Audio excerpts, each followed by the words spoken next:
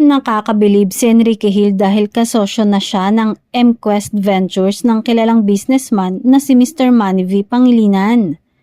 Pumirma nga ng multi-film contract si Enrique with MVP. Co-producer ang Slingshot Studios ni Enrique sa mga proyektong yon. Chika naman ng isang source, may endorsements deal daw si Enrique sa ilang kumpanya ni MVP.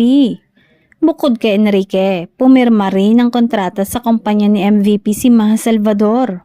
Say ni Maha, ready na daw siya to work again at exciting din nga ang muli niyang pagpirma ng kontrata sa TV5, Signal TV at MQuest Ventures.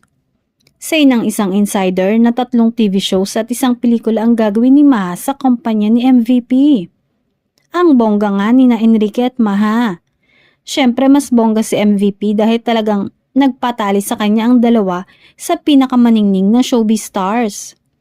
Samantala, aasahan daw na bukod kina Enrique at Maha ay ibang pipirma pa sa kanyang network na galing din ng Kapamilya Network. Naloka nga ang mga netizens dahil ang akala ng ilan ay magbabalik sila sa Kapamilya Network matapos na mapanood sila sa Asap Natin To.